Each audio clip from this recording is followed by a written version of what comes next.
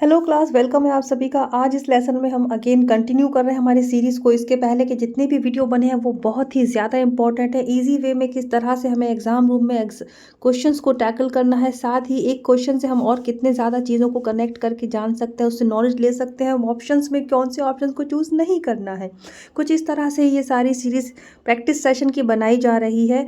और बहुत ही ज़्यादा ये इंपॉर्टेंट है फॉर यूपी टीजीटी पीजीटी दोनों ही एग्जामिनेशन के लिए। लिटरेचर पे फोकस चल रहा है इन सीरीज़ में। यहाँ से अगर आपने इन प्लेलिस्ट को कंप्लीट कर लिया जो मैंने डिस्क्रिप्शन बॉक्स में दी हुई है, प्लस इन प्रैक्टिस सेशन को लगा लिया, 100% आपका सिलेक्शन है।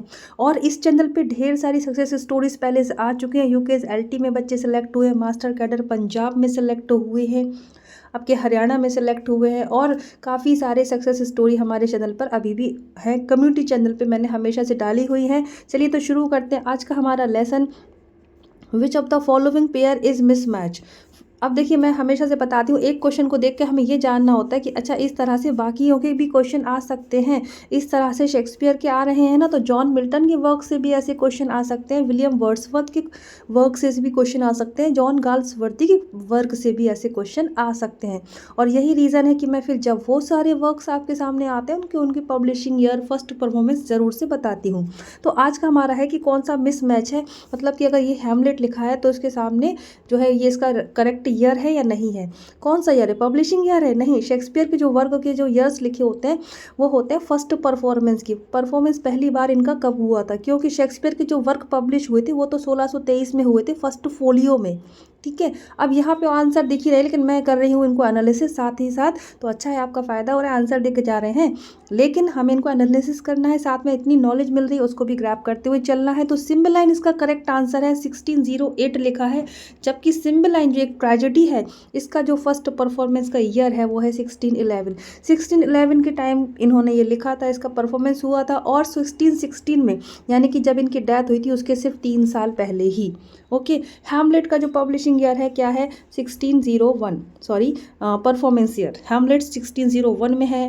12th नाइट 1601 सेम है, एंड द टेम्पेस्ट 1611 में। टेम्पेस्ट क्या है आप देख लेंगे।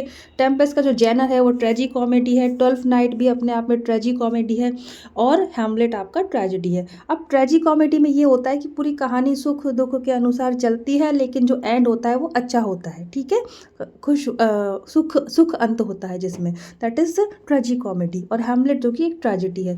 शेक्सपियर के जो वर्क है, अगर आपको फिंगर टिप्स पे कम से कम आपसे कोई पूछे और आपने एज इट इज तुरंत के तुरंत 15 या 10 नाम न बता दिए, तो फिर आप सोच लेना भी आपकी पढ़ाई बहुत अच्छी नहीं चल रही है, लिटरेचर की स्पेशली। तो आज इस लेसन में जितने भी शेक्सपियर के वर्क आने वाले हैं, आप उन्हें एक बार लाइन बना के ज़रूर नोट्स पे लिखेंगे, सामने उनका जेनर भी लिखेंगे। ओके, और कोशिश करेंगे इन्हीं हैमलेट का, 12th नाइट का समरी क्या है, जाके 10 मिनट का जो वीडियो आपको मिलता है हेल्पफुल, यूट्यूब पे देख भी सकते हो, ताकि आपको क्लियर हो इनमें अच्छा इसकी ये कहानी है। जैसे आपके सामने कई मूवीज़ के नाम आते हैं, उसकी कहानी भी तुरंत याद आ जाती है, कुछ इस तरह से। तो यह नेक्स्ट देख लेंगे आज का। Which of the following is not a title to play written by Shakespeare.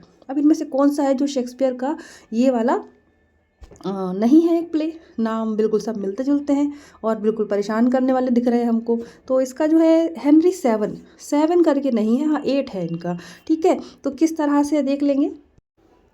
ये आपके सामने सारे शेक्सपियर के प्ले हैं जितने भी उन्होंने लिखे हैं टोटल, और ये बता रहे हैं कि कब से कब तक इन्होंने लिखे हैं। तो ये देखिए, शेक्सपियर रॉट 10 हिस्टोरिकल प्ले। ये आपके कौन से सारे प्ले हैं? हिस्टोरिकल प्ले हैं, 10 लिखे हैं कुल मिला के इन्होंने।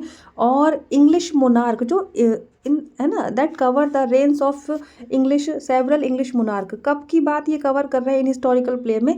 वो टाइम, ठीक है, जब रेन चल रहा है, शासन चल रहा है अलग अलग इंग्लिश राजाओं का, किंग जॉन से लेकर हेनरी 8 तक। ध्यान से देख लेंगे, इसमें हेनरी 7 कहीं नहीं है, किंग जॉन से स्टार्ट है, फिर Edward 3, Richard 2, Henry 4 part 1, Henry 4 part 2, Henry 6 part 1 बने, हेनरी 6 पार्ट 2 और हेनरी 6 के पार्ट 3, एक बीच में हेनरी 5 भी है। बिल्कुल ट्रिकी वे में भी याद कर सकते हैं। देन रिचर्ड 3 है, हेनरी 8 है, क्योंकि हमेशा हमको, मुझे मालूम है, मेरा भी ऐसा एक्सपीरियंस रहा है कि जब ये प्ले आते थे तो मैं सोचती थी हेनरी तो पता नहीं 1 से 15 तक होंगे, नहीं ऐसा कुछ नहीं है। फिर किंग जॉन, अब जब मैंने हेनरी देखा इतने सारे हैं, 4 है, 6 है, 7 है या फिर 8 है, फिर मैं सोचती थी कि एडवर्ड भी इतने होंगे, रिचर्ड भी। ऐसा बिल्कुल नहीं। यहाँ से आज इस लेसन में आप बिल्कुल सामने जो पिक्चर दिख रही है इसका नोट्स बना लें कि है शेक्सपियर ने टोटल 10 हिस्टोरिकल प्ले लिखे हैं, और ये उस समय, ठीक है, जब इन्होंने ये लिखे थे कब से कब तक के राजाओं का इसमें टाइम बता रहे हैं ये 12th सेंचुरी से 16th सेंचुरी 1399 से लेकर 1485 तक के जो टाइम के जितने राजा हुए थे उनको इन्होंने हिस्टोरिकल प्ले में बांधा है।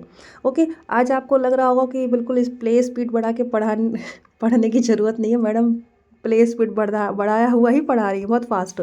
चलो next question, which of the following statement is incorrect with reference to the John Milton. John Milton से कनेक्टेड कौन सा सेंटेंस इनमें से इनकरेक्ट है, गलत है, वो कौन सा है? ऑप्शन है करेक्ट नंबर 3 यानी कि तीसरा गलत है, बाकी भी देखेंगे और उनसे संबंधित नॉलेज भी लेने वाले हैं। इन 1671 okay, in 1671 Milton issued his last volume of poetry which contain paradise regained and Samson agonist. ये बिल्कुल करेक्ट है। जब भी मैंने बताया कि पैराडाइज रीगेंड कब पब्लिश हुआ है 1671 में, एंड सैमसन एगोनिस्ट भी आपका 1671 में ही आया है। अब इनके बारे में देख लेंगे ये क्या है। तो सैमसन एगोनिस्ट एक ट्रैजिक क्लोजेट ड्रामा है, जॉन मिल्टन का है, 1671 में पब्लिश हुआ है। पैराडाइज रीगेंड क्या है, एक जोड़ीदार है पैराडाइज लॉस्ट का, लेकिन ये ज़्यादा नहीं इतना अच्छा था जितना अच्छा पैराडाइज लॉस्ट रहा। तो ये हमारा फर्स्ट पॉइंट बिल्कुल करेक्ट है। नंबर 2 है Paradise Regained is briefer poorer than Paradise Lost, बिल्कुल हाँ है ही। अब थर्ड पॉइंट कह रहे हैं Samson Agonistes in form has no unity of time place and action. जब सैमसन एगोनिस्ट जो कि एक ट्रैजिक क्लोजेट ड्रामा है तो उसमें यूनिटी टाइम प्लेस ऐसा कुछ नहीं है, ऐसा इसमें कह रहे हैं, पर ये गलत है। नंबर 4 है Lycidas has the colour and music of the best Spenserian verse, तो ये भी आपका करेक्ट है। इनकरेक्ट कौन सा है? नंबर 3 सैमसन एगोनिस्ट को लेकर। नेक्स्ट क्वेश्चन है, which of the following works of William Shakespeare is written in 6-line stanza and shows decided signs of immaturity? 6-line stanza को सेस्टेड भी कहा जाता है, सेस्टेड। 4-line स्टेंजा को क्वाइट्रेन कहा जाता है, 8-line स्टेंजा को ऑक्टेव कहा जाता है, 2-line स्टेंजा को कपलेट कहा जाता है। तो 6-line स्टेंजा को कौन सा है जो शो कर रहा है? That is Venus and Adonis. Venus and Adonis जो शेक्सपियर की इंपॉर्टेंट पोयम है। Venus means goddess of love. Okay, 1593 में ये पब्लिश हुआ था। Okay, 6-line stanza Venus and Adonis में है। अब एक बार हम इनको भी देख लेते हैं, फिर मैं आपको वीनस एंड एडोनिस के 6-line स्टेंजा शो करती हूँ। द पैशनेट पिलग्रिम, ये विलियम जिगार्ड का है, एंथोलॉजी है 20 पोएम्स की। और इस पे अगर आप इसके कवर पेज को देखें जो कि मैंने लगाया है आज के थंबनेल पर, उसमें लिखा है बाय विलियम शेक्सपियर। तो उस पर कुछ डिस्प्यूटिव भी रहा कि किसका वर्क है और कितनी पोएम शेक्सपियर की एग्जैक्ट हैं, कुछ इस तरह से। एंड द रेप ऑफ ल्यूक्रीज, ये भी एक इम्पॉर्टेंट वर्क है। तो वीनस एंड एडोनिस को इसमें है टोटल 6-line स्टेंजा। देख लेंगे, एक स्टेंजा में 6 लाइन है और इसी तरह से ये पूरी पोयम है 6 लाइन के स्टेंजा के साथ। तो यही पूछा गया था कि भाई किस में आपके 6-line स्टेंजा है, वीनस एंड एडोनिस में।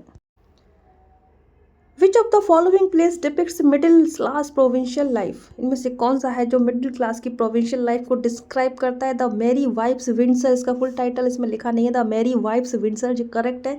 ये कॉमेडी वर्क है, अगेन कॉमेडी मतलब not comedy, it is like happy जो दिखाते हैं जिसमें। ओके, 1602 का टाइम का है ये आपका first performance, the Merry wives Windsor by Shakespeare. 5 act हैं इसमें और ये इसका करेक्ट आंसर है, मिडिल क्लास। अब आप सोचेंगे कि इसमें ऐसे हम आंसर लगाएं एग्जाम में, तो सीधी सी बात है, इनकी समरी जानिए, कहानी जानिए कि कौन है, कैसे क्या कहानी रही इसमें। अब मिडसमर नाइट ड्रीम शेक्सपियर का कॉमेडी वर्क है, इसका टाइम है 1595 के टाइम का। देन एंटनी क्लियोपेट्रा आपका ट्रेजेडी है, 1606 टाइम है इसका, 1606-7 के आसपास का। एंड द विंटर्स टेल जो कि एक ट्रेजी कॉमेडी है, ये आपका शेक्सपियर का वर्क है। और सारे शेक्सपियर के वर्क है, मिडिल क्लास फैमिली दिखाई गई है वेरी वाइफ्स विंडसर में। नेक्स्ट क्वेश्चन है, which of the following work is not written by John Milton? कौन सा जो वर्क है जॉन मिल्टन का नहीं है। ये ऐसे भी वर्क देख लीजिएगा, ऐसे वर्ड एग्जाम रूम में ध्यान से, क्योंकि फिर घर आके देखते हैं अरे मैंने नोट नहीं देखा था, तो फिर हमारा 1 नंबर नोट हो जाता है। चलिए, तो ऑफ एजुकेशन जो आपका वर्क है, देखिए नंबर 4 जो है वो इनका नहीं है, जॉन मिल्टन का एल्मा और the progress of the mind, ये कोई प्रायर मैथ्यू है उनका ये वर्क है। ओके, होगा कोलैबोरेटिव में लिखा था। लेकिन हाँ, हमारे जो 3 वर्क हैं जो जॉन मिल्टन के हैं बहुत इंपॉर्टेंट है। ऑफ एजुकेशन जो कि एक ट्रिटाइज है, 1644 में इन्होंने लिखा था। ट्रिटाइज मीन्स होता है संक्षिप्त वर्णन, ठीक है, संक्षिप्त वर्णन। देन एरोपैजेटिका स्पीच ट्रिटाइज है, 1644 सेम ईयर है इसका भी। ऑफ एजुकेशन, एरोपाजिटिका दोनों ही आपके 1644 में ही पब्लिश हुए हैं bye John Milton. On Shakespeare, अब यहाँ से डबल थोड़ा सा देख लेंगे, इंपॉर्टेंट है ये। ऑन शेक्सपियर लिखा तो जॉन मिल्टन में है, लेकिन ये क्वेश्चन आपका शेक्सपियर के, अगर आपके सिलेबस में शेक्सपियर है और जॉन मिल्टन नहीं है तब भी आ सकता है कि ऑन शेक्सपियर, शेक्सपियर के लिए किसने लिखा, तो वो है हमारे मिस्टर जॉन मिल्टन, जिन्होंने लिखा है on Shakespeare. That is published in 1630। Okay, important है ये सारे।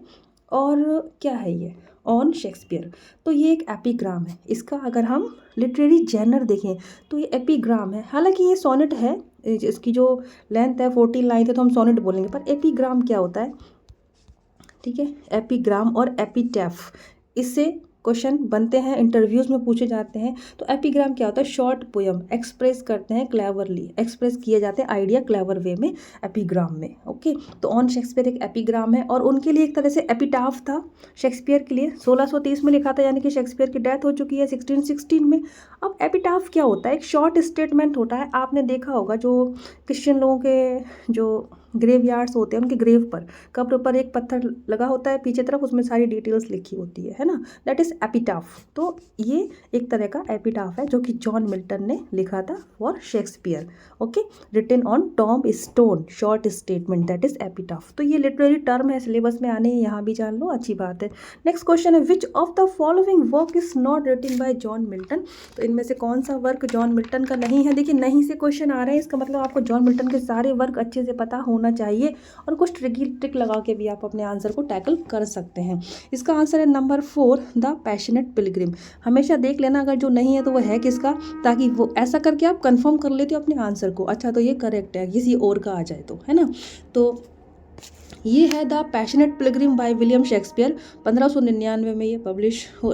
ये डेडिकेटेड टू है, अरे हाँ देखो, द पैशनेट पिलग्रिम है तो ये डेडिकेट है शेक्सपियर को, और इसके ऑथर को लेकर नाम इसका डिस्प्यूटिव है, नहीं पता है करके, या 1 से 2 हैं, ज़्यादा हैं। तो पैशनेट पिलग्रिम शेक्सपियर को डेडिकेटेड है, 1599 के टाइम में आया था। बाकी तीनों हमारे मिस्टर जॉन मिल्टन के हैं, on his blindness, on the late massacre और Piedmont and Piedmont, ode on a morning of Christ nativity. अब देखिए, ऑन हिज ब्लाइंडनेस आपका सोनेट है, 1673 publishing year. On the late massacre of Piedmont, ये भी sonnet है, अगेन 1673 पब्लिशिंग ईयर। ओड है जो आपका नेक्स्ट, ओड, इसके नाम में ही ओड है, इसका जनर ओड है। Odd on the morning of Christ nativity, जो कि पब्लिश है आपका 1645 में, और जो कि सारे के सारे इंपॉर्टेंट है। जॉन मिल्टन का लाइफ ईयर देख ले, 1608 में जन्म हुआ है इनका, और 1674 में इनकी डेथ हुई है। ओके, जॉन मिल्टन, थोड़ा सा कनेक्ट करके भी आप याद कर सकते हो इसको। नेक्स्ट आपका क्वेश्चन आ जाएगा, देखिए बहुत ही शानदार क्वेश्चन है, ऐसे क्वेश्चन बनते हैं, और जो ये क्वेश्चन लगा के जाते हैं उनकी ज़्यादा हेल्प होती है एग्ज़ाम रूम में। जो सिर्फ थ्योरी बायोग्राफी पढ़ के जाएंगे ना, फिर पहली बार उनका जो सामना होता है, एनकाउंटर होता है इस तरह के क्वेश्चन से एग्ज़ाम रूम में, तो फिर जब तक एग्ज़ाम ख़त्म होता है तब तक वो चीज़ों पर ओके हो पाते हैं कि अच्छा ऐसे प्रश्न आ रहे हैं। लेकिन जब आप पहले से ही इस तरह के क्वेश्चन को देख के जाओगे, उनसे रूबरू होकर जाओगे, आपका 100% सिलेक्शन है, आपके बिल्कुल भी आंसर गलत नहीं होने वाले। अगर आपने पढ़े हैं तो, और नहीं पढ़े हैं तो आप ट्रिक वाइज भी लगा सकते हो, क्योंकि आप वहाँ पर एलिमिनेट कर पाओगे कि ये तो उसका है, तो आपका आंसर वैसे ही करेक्ट हो जाएगा। तो इसीलिए स्टडी कीजिए, प्रैक्टिस सेट ज़्यादा से ज़्यादा लगाइए, थ्योरी नहीं पढ़ें, कम से कम पढ़ें। 20-80 का रेशियो रखें आप, प्रैक्टिस सेट 80%, 20% थ्योरी।